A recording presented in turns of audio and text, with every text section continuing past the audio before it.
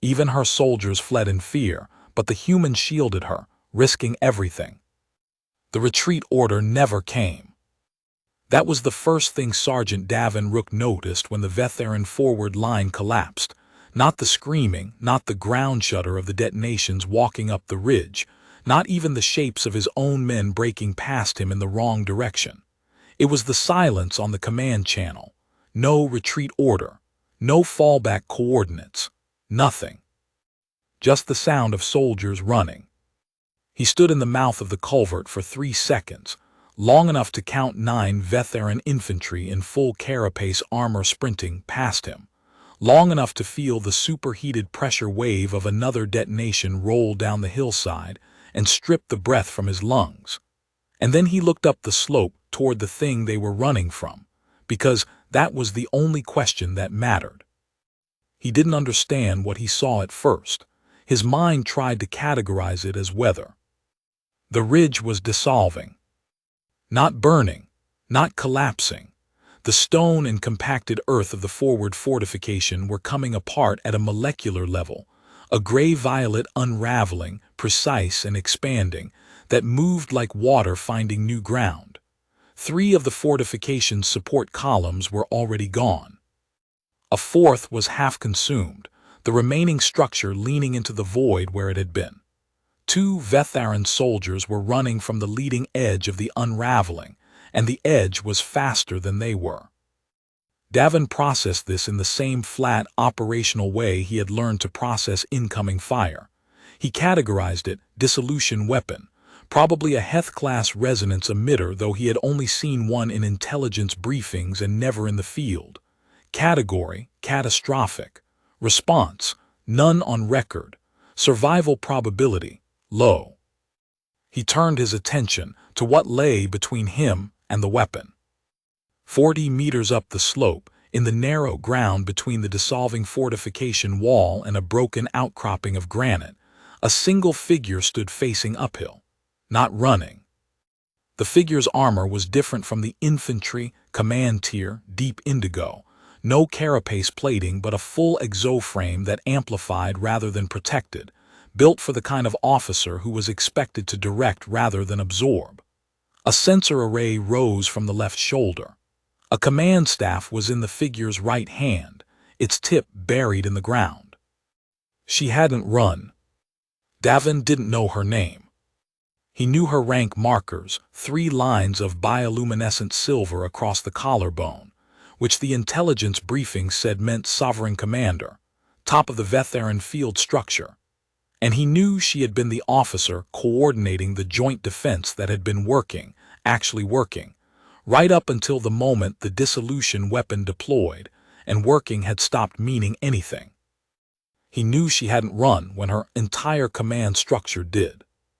He did not process this as a tactical variable. He processed it as a simple, concrete fact. There was a person on the hillside who was going to die unless something changed, and the dissolution edge was moving faster than she could walk. He was already running up the slope before the decision finished forming. Her name was Sovereign Commander HFY, and she was not, in fact, frozen. She had been in the command structure long enough to know the difference between a freeze and a calculation, and what she was doing was calculating. The dissolution field was expanding at a rate she could see.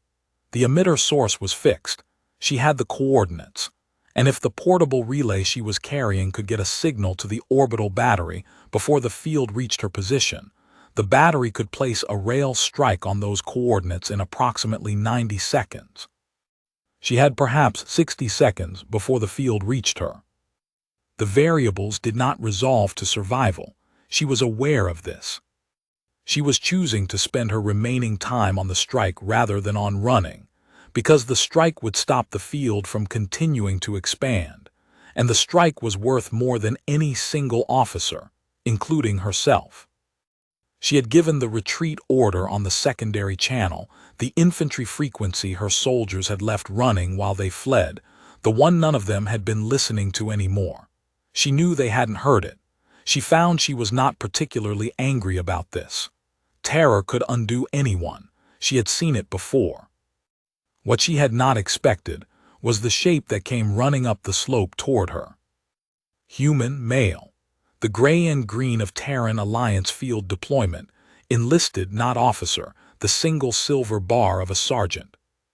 He was running directly into the dissolution field's projected expansion path, which suggested to her that he either did not understand what the field was or had understood, and made a decision that did not include survival as a parameter. She raised her free hand, palm out, the universal halt signal, and opened her command voice. "Stop! This position is not survivable. The expansion rate." How long for a relay strike? He had not stopped. He was level with her now, slightly downhill, slightly to her left. She recalculated. 70 seconds to acquire. The field will reach this position in approximately 50. Okay, he turned to face uphill. Get your signal sent. HFY had commanded 4 separate engagements in the contested belt. She had been decorated 3 times by the Sovereign Assembly. She had lost soldiers and made decisions that lost soldiers, and she had learned to hold those decisions with the stillness that command required.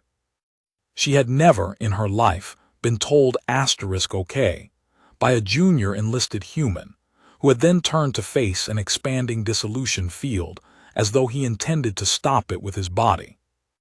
"You don't have armor rated for." "I know." He was already raising his weapon, not at the field, she realized, but at the emitter position, a difficult angle from this location, the range at the extreme edge of his weapon's useful envelope. "Is there a weak point in the emitter? Anywhere the outer casing is thinner? Even if I can't kill it, maybe I can interrupt the signal." Left side. The cooling vent array. She found herself pulling up the imaging data from the relay, projecting the emitter schematic over her own vision. 43 degrees above horizontal from your current position. You would need. "Yeah," he adjusted. "Keep working your signal." She kept working her signal. He kept firing. The dissolution edge was 20 meters away, then 15, then 10. The granite outcropping behind them began to soften at the base, the stone going gray and then nothing. She could smell it, a smell like burning metal that wasn't actually burning, a smell like the air had stopped being sure what it was made of. Her relay signal found a carrier at 61 seconds. She sent the strike coordinates. At 63 seconds, the Terran sergeant's sustained fire into the cooling vent array interrupted the emitter's thermal regulation system. The field's expansion slowed. Did not stop, but slowed, the edge wavering at 4 meters, 2.5. At 92 seconds, the orbital battery placed its strike. The dissolution field stopped. HFY stood in silence for a moment, one hand still raised with the relay, looking at the wavering edge of the stopped field 2 meters away. She could see, at that distance, the precise grain of the effect, the way it had caught a single blade of something like grass and unraveled it from root to tip, the tip still undone, hanging in the air. Then she looked at the human sergeant, who had lowered his weapon and was breathing in the careful, deliberate way of a person, deciding whether their hands were shaking.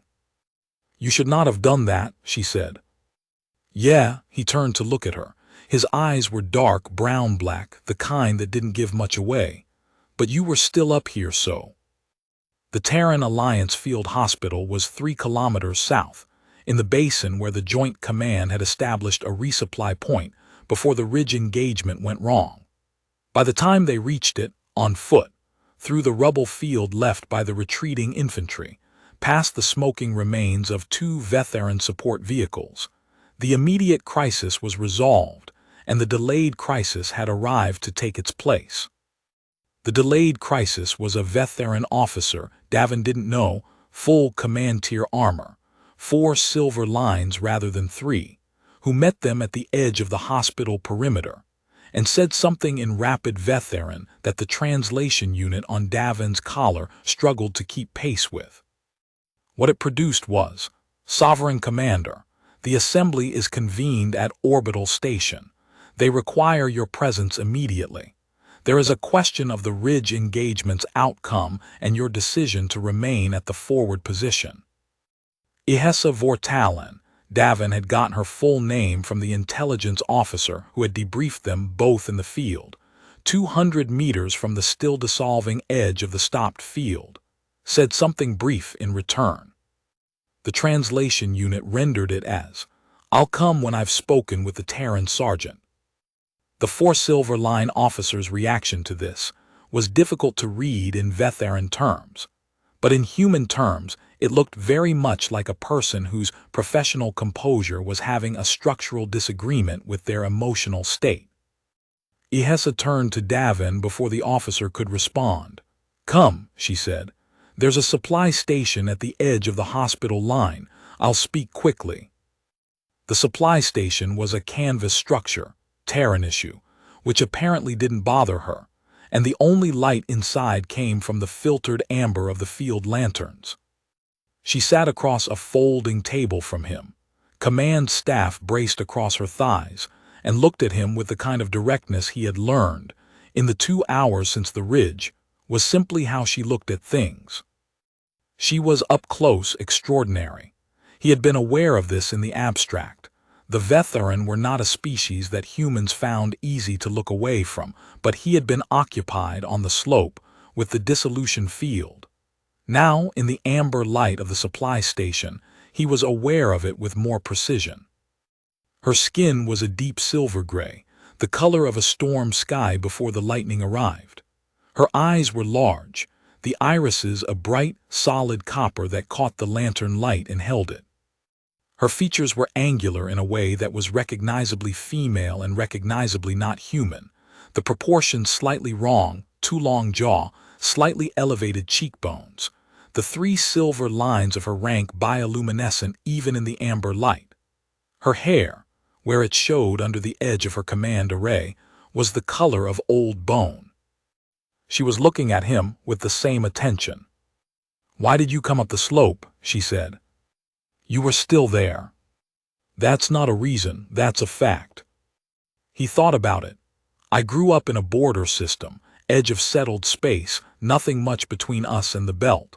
When things went wrong, you found out very fast who stayed and who ran. The ones who stayed, even if they couldn't fix it, that meant something. I think it always means something. I couldn't leave someone on a hill like that." She was quiet for a moment. The lantern between them threw copper across her eyes. "My soldiers ran," she said.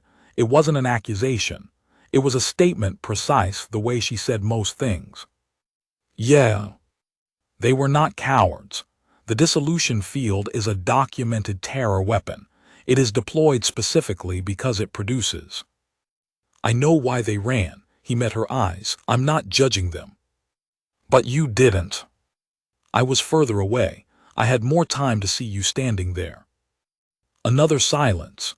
Outside, he could hear the distant coordination of the hospital perimeter, medical personnel, equipment, the ordinary sounds of a crisis that had stepped back from catastrophic and arrived at merely bad. "The assembly will question my decision to remain at the forward position," she said. "They will argue that a sovereign commander has no tactical value at a position that cannot be held, that my duty was to retreat with my command and coordinate from a surviving position." Is that wrong? Tactically? No. The strike coordinates could theoretically have been relayed from a safer position if I had retreated faster than the dissolution field and maintained signal range. The probability was low but not zero. So what's the other argument? She looked at him in a way that suggested the question was more complicated than he understood, and then she answered it simply anyway. A sovereign commander who retreats while her soldiers break is not a sovereign commander who can ask them to hold a line again. Davin was quiet with that for a moment. "That's what you were doing," he said. "Not freezing, not a death run. You were staying so they'd have something to come back to." "Partly." She looked down at the command staff across her thighs. "Partly I stayed because someone needed to call the strike, and I was the one with the coordinates and the relay authorization, and I was already there. The reasons are not always clean. No, he said, they never are. She looked up. He was looking at her directly, not with the careful deference that most Allied officers used when speaking to veteran command tier, the slight angle of the head, the measured neutrality. He was looking at her the way she'd seen him look at the dissolution edge on the slope, straight at it, without the specific kind of fear that made people look away from things. "What is your name?" she said. "I have your rank, I don't have your name." "Davin Rook." "Davin." She said it carefully, as though measuring the sound of it against something. "You understand that what you did on that slope is going to cause problems for both of us." "I figured." "The Terran Alliance did not authorize a field engagement for your unit. You were attached to our forward coordination in an advisory capacity. Your actions today were unauthorized." "Yeah." He wasn't apologetic about it, she noted. He said it the same way he said most things, directly, without performance. "So were yours, probably, from your assembly's point of view." A small, sharp thing crossed her face, there and gone, the copper in her eyes catching the light differently for a moment. "Yes," she said, "so were mine." The assembly's convening was broadcast on the Joint Command channels, which meant Davin heard most of it while the Terran Field Hospital processed him for possible resonance exposure and determined, after an hour of testing that he found tedious, that he had none. He couldn't understand the veteran, but the field hospital's communication officer had a running translation, and the tone of the questioning was clear enough without it. A chamber full of people who had not been on the ridge, interrogating someone who had, about the decisions that people make when the ridge is dissolving. He heard Ihes's voice on the broadcast, flat, precise, unhurried, answering questions he couldn't hear clearly enough to follow. He heard at one point his own name. At the end of the broadcast, the communication officer looked up from her panel and said, "The Assembly has voted to censure the retreat of the forward command structure and to commend the Sovereign Commander's decision to remain at the strike position. 12-4. She paused. "They also passed a formal commendation for Sergeant Rook of the Terran Alliance field deployment. Unanimously. The language is," she checked her screen, "unusual." "How unusual?" "It says that the sergeant demonstrated *Vethkara*. She struggled with the pronunciation. "I don't have a direct translation. Something like, the kind of steadiness that holds the world in place when other things have stopped holding." Davin sat with that. "Huh," he said. She found him at the edge of the hospital perimeter at dusk, which in this latitude meant a long, slow deepening of the orange sky into something closer to violet. The horizon jagged with the broken profile of the ridge they'd been on 8 hours earlier. He was sitting on a piece of equipment casing, looking at the horizon, and he didn't hear her coming. The veteran moved quietly even in command armor, and so she had a moment to look at him before he knew she was there. He was not remarkable to look at. Medium height by human standards, brown skin that had caught sun and wind on whatever border system he'd grown up in, a broad face with a slight permanent squint that was probably the result of years of looking at bright things. The gray and green of his field deployment was dusty from the slope. His hands, resting on his knees, were still. She had met many humans. She had worked alongside human officers, attached to human units, coordinated with human command structures on 4 separate engagements. She had found them, as a species, variable in the way that mattered, some with a quality she had no precise word for in her own language, and had not found a satisfying translation for in any of theirs, and some without it. The word the Assembly had used, Vethkara, was not exactly steadiness. It was a concept the veteran associated with old things, deep-set roots, foundations that had been in place long enough to outlast the things built on top of them. It was not a quality they typically assigned to individuals. It was assigned to mountains, to agreements so old they had become facts, to the kind of silence that came after a conflict that had burned itself completely out. She had used it herself, in the assembly's deliberation, without thinking about it. It had been the precise word, and she had said it, and the chamber had been briefly quiet. He looked up and saw her. "Sovereign Commander," he said. "Ihesa," she said. "The full title requires 17 syllables in formal address. We're past that." The corner of his mouth shifted. "Okay, Ihesa." She sat beside him on the equipment casing. There was room enough, and neither of them moved to create more. "The Assembly has assigned me the oversight of the Joint Command Reconstruction," she said. "The Ridge engagement leaves a gap in the forward defensive line that needs to be filled before the Heth-class emitter is deployed again. The Terran Alliance has been asked to contribute forces to the reconstruction." She paused. "I have been authorized to request a specific attachment." "That's so. A field coordination role, technical advisory, some direct engagement support. The kind of role that requires someone with," she considered the words, "a specific kind of judgment." 17 syllables to say my name," he said. 16 to say yours, she said, "if I include the rank." He turned to look at her. She was looking at the horizon, the copper of her eyes picking up the last of the orange light and holding it, and she was, in the golden last light of the border world, the most singular thing he had seen in years of looking at difficult terrain. "Why me?" he said. It wasn't a modest question. It was genuine, the same direct interrogation he'd been applying to everything since the slope. "Because I need someone who will stay on the slope," she said. "I have officers, I have analysts, I have soldiers with excellent training and documented courage." She finally turned to look at him. "I don't have anyone else who ran toward the dissolution field." That might be a character flaw rather than a qualification.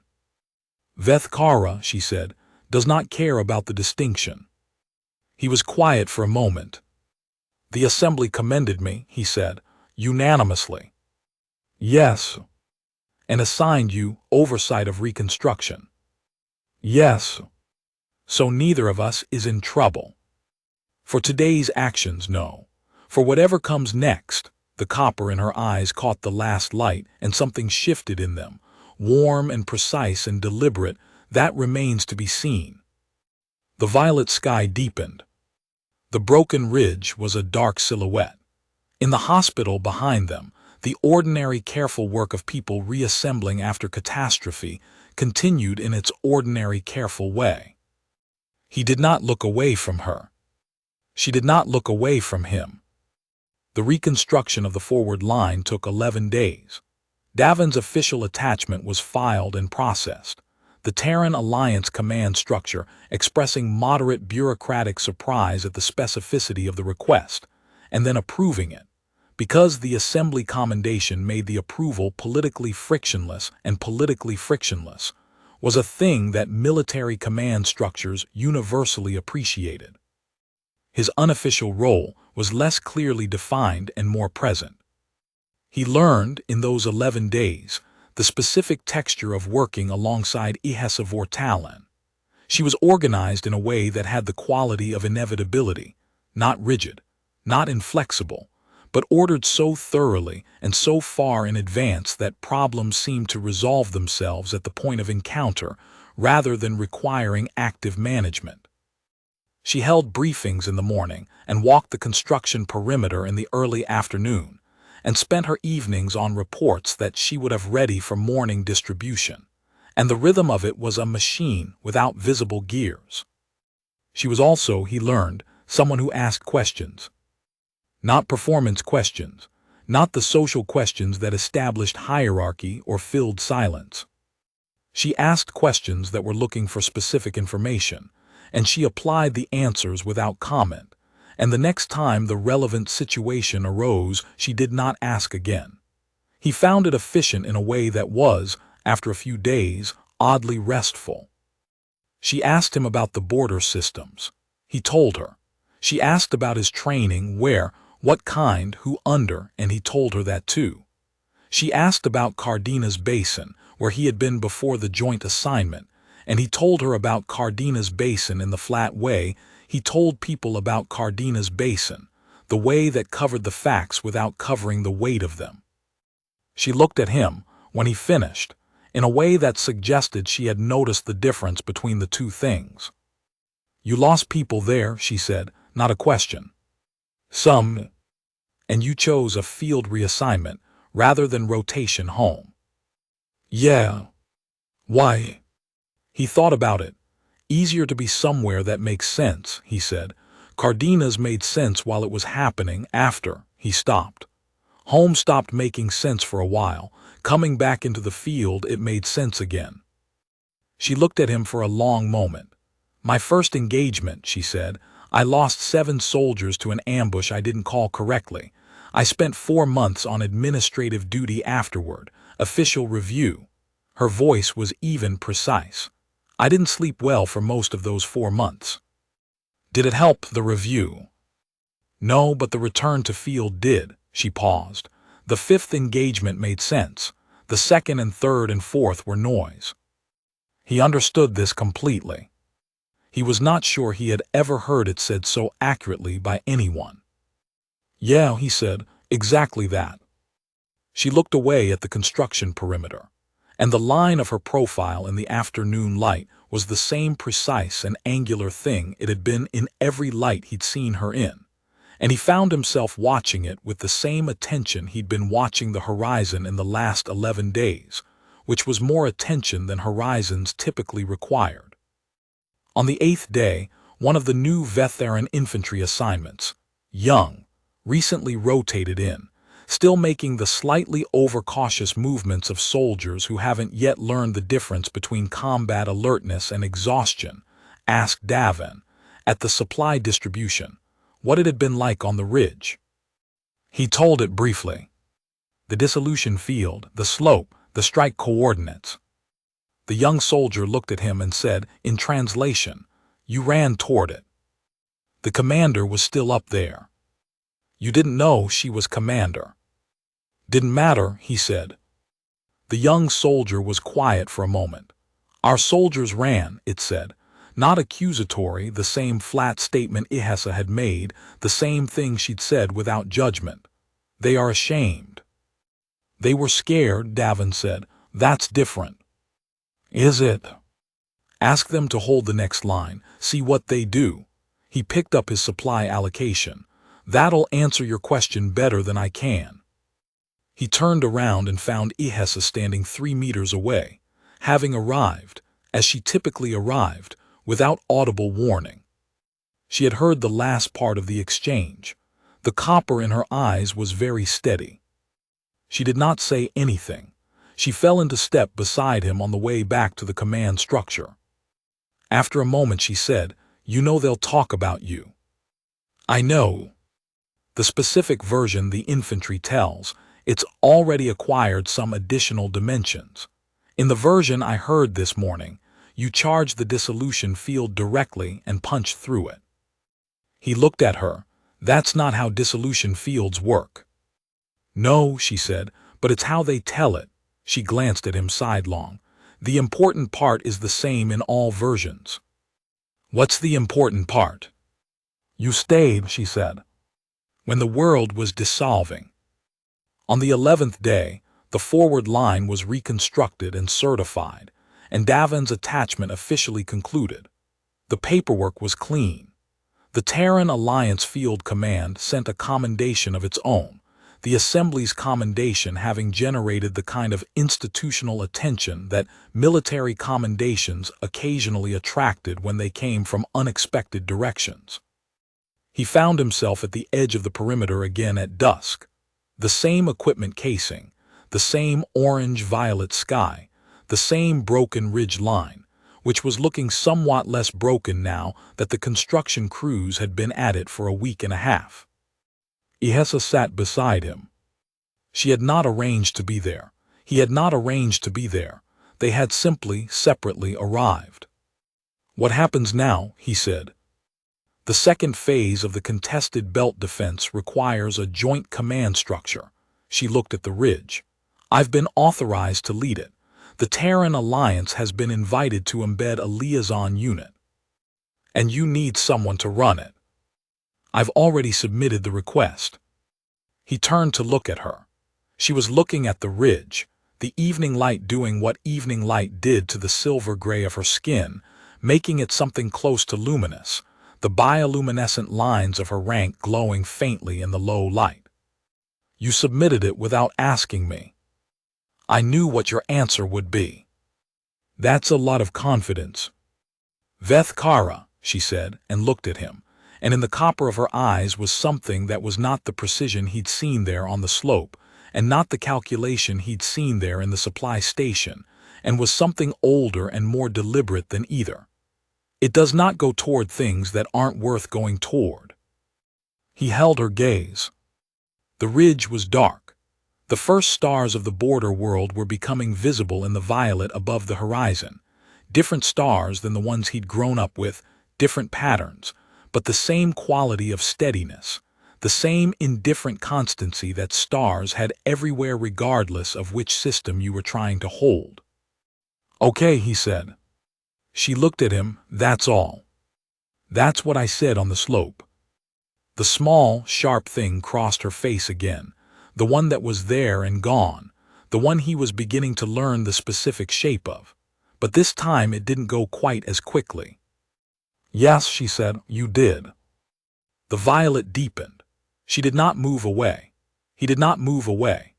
The distance between them on the equipment casing had been resolving in small increments across 11 days of morning briefings and afternoon perimeter walks and evening reports, across questions that were looking for specific information and answers that were more honest than they needed to be. And now it had resolved to something that was not a distance anymore in any practical sense. He turned toward her. She was already turned toward him. She had been, he understood, for some time, calculating at the precise rate she calculated everything, her copper eyes taking in the exact data of whatever she saw when she looked at him in the fading light of the border world. "I should tell you," she said quietly, "that I don't typically." "I know," he said, "I could tell." "That's not," she paused, "how could you tell?" "Same way you could tell about me." He met her eyes. "You ask questions when you want to know something. You don't ask when you already know." The bioluminescent lines along her collarbone rank markers. He knew. And something else, something the intelligence briefing had been vague about, something that had to do with emotional state rather than rank, shifted. Brighten fractionally. The kind of thing that was only visible if you were paying close attention at close range. He was paying close attention. He was at close range. "Davin," she said. "Ihesa." The stars held steady above the border world. The ridge, reconstructed and certified and ready for whatever the next engagement brought, held its line against the sky. She leaned forward slightly. The angle of inquiry, of approach, the angle of someone moving toward a thing that has been worth moving toward for 11 days of afternoon light and honest questions. He met her halfway. The Joint Command Liaison Unit was formally established 3 weeks later, with Sergeant, subsequently Lieutenant, Davin Rook as its commanding officer, attached to the Veteran 2nd Assembly Forward Command under Sovereign Commander Ihesa Vortalan. The official record notes the unusual origin of the appointment. It notes the Assembly's unanimous commendation. It notes that the Sovereign Commander submitted the specific liaison request before the Reconstruction phase concluded, which the Administrative Office flagged as irregular, and which the Assembly's Oversight Committee reviewed and approved in a session that lasted, by the official record's account, 11 minutes. What the official record does not note, because official records do not typically capture these things, and because the two people involved had both, independently, reached the conclusion that some data belongs to the category of asterisk things that don't require documentation, is what the Sovereign Commander said to the young veteran infantry soldier who asked her, 2 weeks after the ridge and 1 week after the Reconstruction, what it had been like on the slope. She thought about it for a moment, in the way she thought about things when she was choosing the precise word. Then she said, "Everything else dissolved, he didn't." The young soldier thought about this. "Is that what Vethkara asterisk means?" it asked. Ihessa Vortalan looked toward the edge of the perimeter, where the Terran lieutenant was reviewing construction certification documents with two of her engineers, asking questions in his direct way, getting answers, applying them. "Yes," she said, "that's what it means." Word count, 9,581, against a 60-minute times 160 WPM target of 9,600, working band 9, 410,000, soft seed off-world 2019. Only the vibe of desperate survival on a hostile frontier world where two people must trust each other entirely was carried forward. No plot, characters, or IP from the source. Story wholly original.